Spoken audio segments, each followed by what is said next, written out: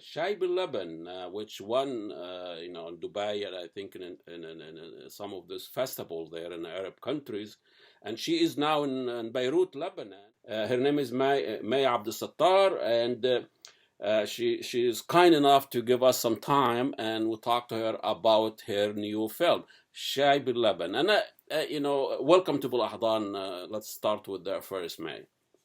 And Thank you a lot, Ahmed, for so tell us about the story of the film. I know it's very hard for a daughter to make a film about her father. I know yes, the sure. relationship between.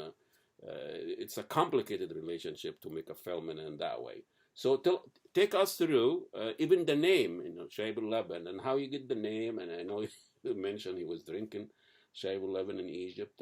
But take us through the story, and how did you convince your father to even do this? Okay. Well, mainly Shai bil Laban in English, it means milk tea for people who don't speak Arabic. It's my first official documentary, short documentary, that I actually produced in January 2016. This short documentary speaks about the story of Beirut that was told through my dad, because I was always this girl who dreamed of Beirut as it used to be before the war, before the civil war. And unfortunately, it was really impossible to see it, because it was all damaged, and it is now a totally new version of the city. So for me, my dad was my Beacon. eyes. Yes, he used to tell me all the stories of Beirut, how he used to go around, how he lived with his parents and with his family, with my grandparents. I mean, it was always those stories and talks that I had with him that made me gather this image of the city. And when I wanted to actually make a film about the city, I thought that I wanted to look for a storyteller, for someone to tell me about the city, because I mean, he would give me a very genuine idea and vision of it. So after looking for almost a year for a storyteller that doesn't belong around me, I finally realized that I had the storyteller all along there beside me. And it was just such a beautiful thing to have my dad with me on set, though it was a bit hard um, to speak to him and get him to talk in front of the camera and in front of the whole team of people, because we usually have these talks between me and him while he is driving me around places, but we don't usually talk in front of people and in front of a team and a camera. So even getting him to get involved in the film wasn't this easy, because he comes from a totally different background. He's a dentist, so he tells the stories in such a good way. I didn't want to uh, let this chance go, so I had to persuade him in a way, perhaps. And finally, we made the film, and it came in a good way, I guess. And it has been going places, and it even got an award in December. So I'm very happy that it actually got all of this so far. we're very happy for you.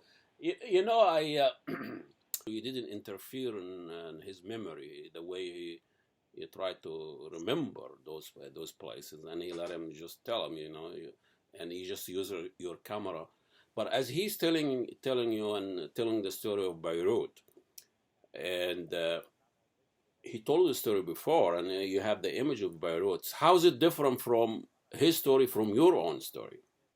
Well, actually, I have a problem with this because I don't think that me and my generation have a truly clear vision of the city.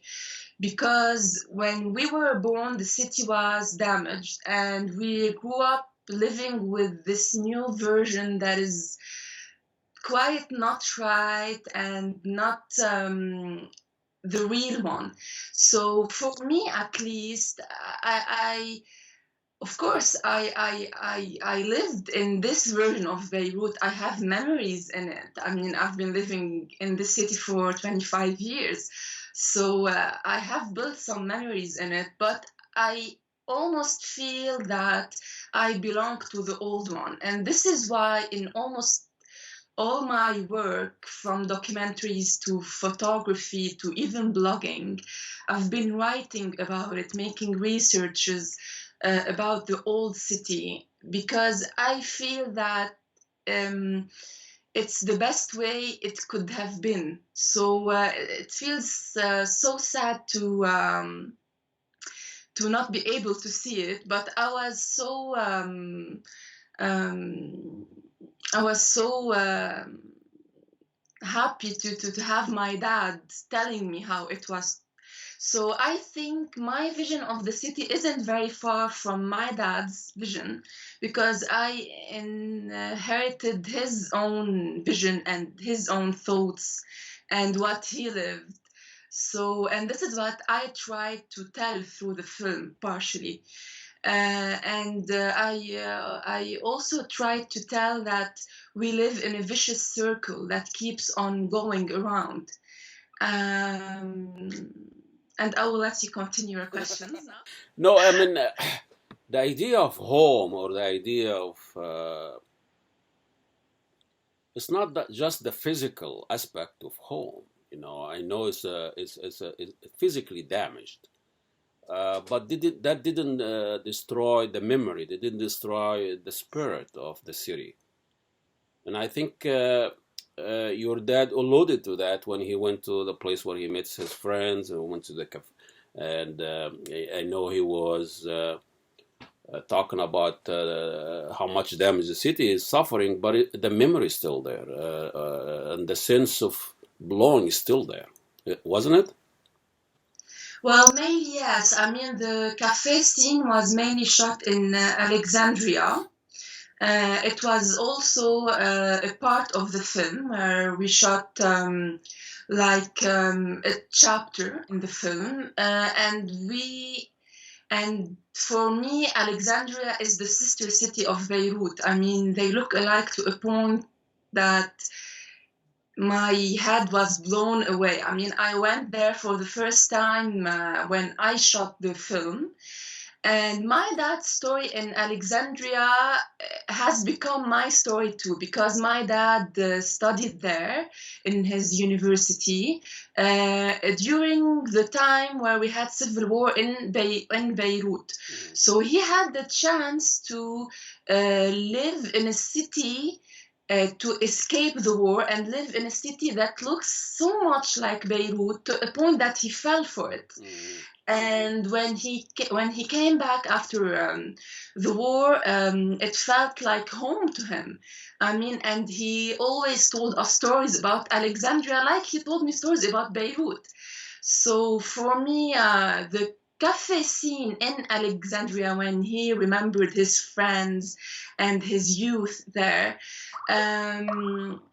it's a very sad scene. Actually, it's one of the saddest in the films, because he expresses his feelings of loss and of not having anyone around, and of feeling lonely, even if the place is still the same, but the people aren't there for him. I think home means different things to different people, and you know, like when I go visit Egypt, I'm a stranger in my own home, in my own. And in a way, I've been living here for 30 years, and I still feel a stranger here. You know, so the people who left, they never find home the way they imagine it or the way they lived it, and that's the whole story about your film. So, Right.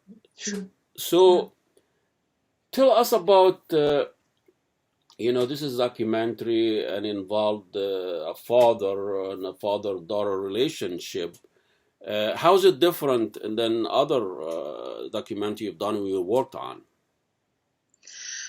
Actually, it's very different. I usually tackle stories of cities or stories of places and stories of people. I love people who narrate. I love people who come to me with memories and stories about what they lived, and I think it's very enriching, and it's very interesting for everyone to hear stories about other people coming from other places.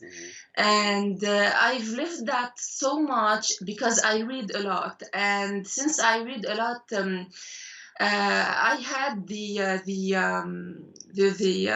possibility to be able to write my story to people, and to even make films. So this film is also different because it doesn't only tackle any person. It tackles my relationship with my father and his relationship with his father, and it tackles the story of three generations trying to find home, and trying to find peace, and trying to find serenity, and trying to define home in a country and in a place that has been going under a lot of wars, a lot of instabilities, a lot of danger. I mean, even the film starts with an explosion, and something that I lived 3 years ago, and it actually tackled my film. It tackled me to make this film. So I think this is what makes it different than other films. Other films were mainly calmer, and they didn't have this relationship, this deep relationship that I have. You mean I grew up probably same time as your dad in the 60s in Egypt. And Beirut or Lebanon for us, uh, it was a place to escape to. Yeah. When you feel, like in feeling love or feeling school or feeling politics, you are on the run, you hit to Lebanon to find whatever was missing. It was a place where people changed, Yes, escape and change, and then come back. And so it's nice to see somebody who lived in Beirut, lived in Lebanon, and look at it different. I don't know if this is still the case, but it still is. But I think people who lived in it and who lived all the drama that we as Lebanese lived, from civil wars to Zionist wars to anything that we lived, it was really a really hard experience for us. I mean, it made us see things from a totally different angle. But we still think of the city as the city of dreams. I mean, we're attached to it. And this is why many people would go abroad to the US or to Canada or to Sydney to make business, and to come back and achieve things here, and make their dreams come true here, because in the end, this is our homeland. We don't wish to leave it. And we still think that it is the escape plan for many of the Arab countries, because it still has this beautiful image, and a lot of opportunities and a lot of freedom. And even though we lack a lot of other things like the electricity and among other things, I don't know, but we have tabbouleh, we have fattoush, we have all the good food as well. you know, you're probably familiar with banning Muslims, Trump and banning Muslims from coming to the United States, and there is a lot of discussion, a lot of debate, and there was a lot of marching, people marching in the streets to protest this banning. And one of the sign that was put there because I go and cover it, a young Arab woman holding a big sign, and everybody's is talking, of course, to Trump, and the sign says, "We gave you falafel. Have some respect." And we also gave them hummus. I mean, so yeah. Well, and usually our story is told by someone else.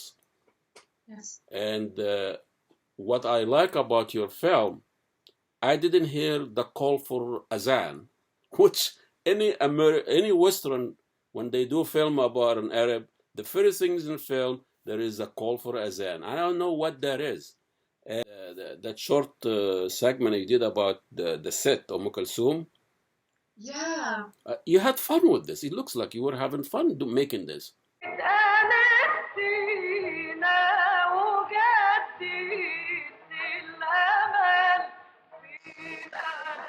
It was so fun. It was an assignment that I was given by an online magazine called Al Kahwa Project. And I was in Cairo by that time, and they asked me to make a visual art project about Cairo. So I was staying at the Kulthum Hotel in Cairo, and it has this beautiful vibe, because each room has the name of her song, Yes. one of her songs. So I don't recall which song I was staying in, but it was so inspiring. It has this vintage vibe, and I had the idea to make the video about mixing different songs with some of her interviews and some of her concerts. So it came up to be like an honor for her soul, and it was really fun for me. I mean, I love her, of course, and she was like an inspiration. Yeah. I know you used the static. Before he sings, she uses static like it reminded me of my dad's radio. When he tried to find the right station and tune it up, and you have this little statics, and then you have the song and you put it there. But in a way, it gives you the feeling that you actually try to reach out. And you are talking to Kulthum in heaven or somewhere else. Like with this static, it's like out of space, and we're gonna bring Kulthum back to life. So you had fun making it. I had fun watching it. It was really very different, very interesting. But thank you so much, Mae Abdel Sater, a female filmmaker and blogger and photographer, and she just finished her first. I would say documentary about her relationship with her father, and she related to Beirut as a city through her father, and a film called Shaib Lebanon, and how do people get it? How can people want to watch it? Is it out there? Can they buy it DVD or? Really, it's. I'm sorry about that, but it only has a personal link for personal screenings and festivals. I'm not allowed to share it. But however, everyone can follow me on my personal Instagram and Facebook page, where I usually tell people about my future screenings of the film. And it will soon have a screening in Alexandria, and this is a scoop for you. Hopefully in April. It will be a screening in Alexandria Short Film Festival. I will be the only representative of Lebanon in the documentary section. And hopefully it will have other screenings in Beirut and possibly in Europe, and maybe in the US someday. We'll bring one way or another, where the people can get a hold of you, contact you, watch, and follow your artistic Yes. projects. But thank you so much for talking with us, and I think you are up to something here about telling your own story and telling our story through film. Thank you so much, and we'll be in touch. هي ما بتذكر بالبيت، هي غنية غنيتها نجاة الصغيرة، هي بتغنيها، هي غنية بتغني للحبيب يعني، مش بس أنا حولتها للبيت لأنه بحب أرجع على بيتي. هي بتقول فيها ما أحلى الرجوع إليه، هي قصدها على الحبيب يعني، ما أحلى الرجوع إليه، بس أنا لأنه بحب بيتي حولتها للبيت. طب كيف بتغنيها؟ كيف بتقولها مثلا؟ شو يعني كيف بغنيها؟ إنه غني لنا منها شي جملة مثلا. أنا ما بعرف أغني. بدك تطلبي مني غني جملة، يلا جملة. طيب بتقول ما أحلى الرجوع إليه، ما أحلى الرجوع إليه، ما أحلى الرجوع إليه، ما أحلى الرجوع إليه، ما أحلى الرجوع